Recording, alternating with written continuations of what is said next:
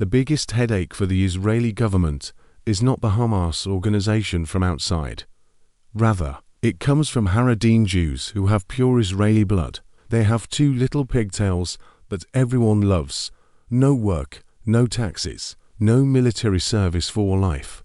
Spending all day studying Jewish classics while doing nothing else. But it also received high subsidies from the Israeli government, enjoying a noble life. But they are not grateful. Instead, they burn the Israeli flag in solidarity with Palestine.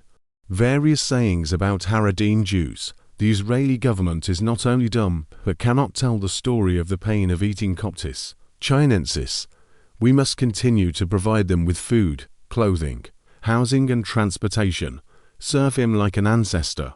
Speaking of which, someone may ask, why does the Israeli government continue to spend money to worship them? This has to start with the three factions that founded the Jewish nation. Friends who like it can click unfollow. Let's go on.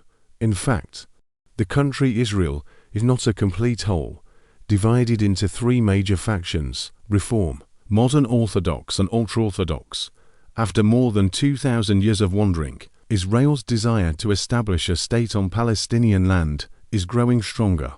In 1947, United Nations on Jewish aspiration for statehood, referendums and surveys were held. During the investigation, it was found that the other two factions are in favor of the establishment of the State of Israel, and only ultra-Orthodox Haredim Jews, rejecting changes to traditional customs, and the Bible does not support the restoration of Israel. They believed that Israel's previous destruction was God's judgment, and the Israel that is now being established is not the product of the Jews being saved by God.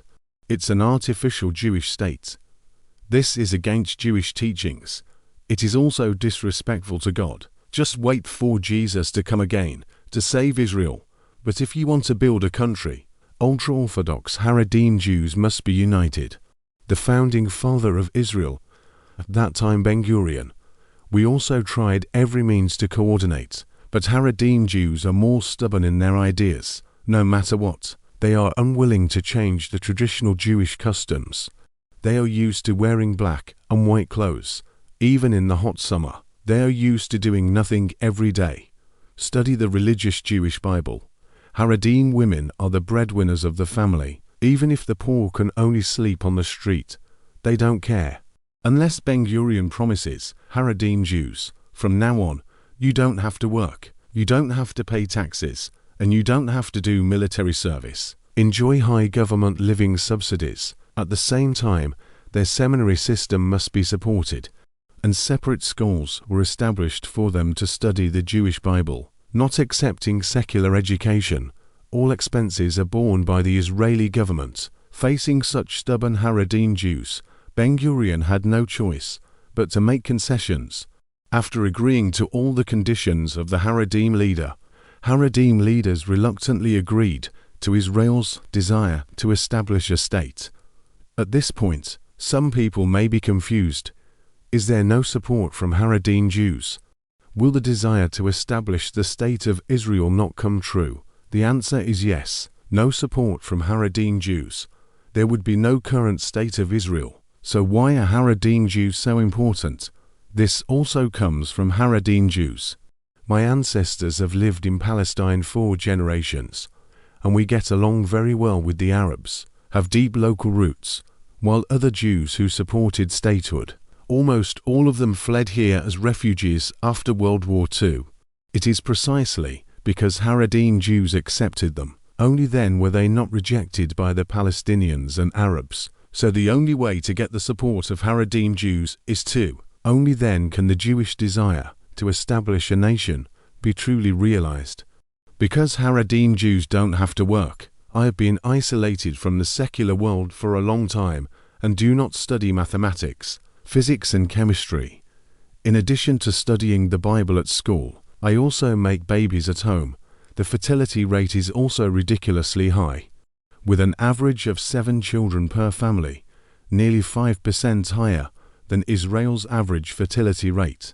Haredim Jews numbered more than 10,000 during the founding of the country. It has grown to more than 1.2 million people now, has caused a huge financial burden on Israel.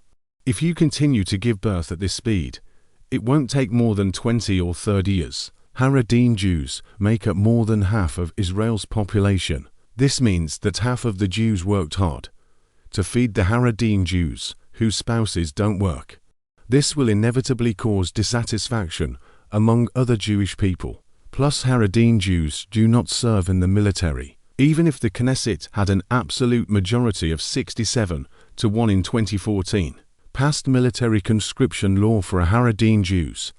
Haredim Jews also refused to comply and gathered in the streets to protest. Congress bows to pressure from Haredim Jews. Military service regulations for Haredim Jews have to be suspended again. If the problem of secularization of Haredim Jews cannot be solved, I'm afraid the Israeli government hasn't eliminated Hamas by then. It was internally disintegrated by Haredim Jews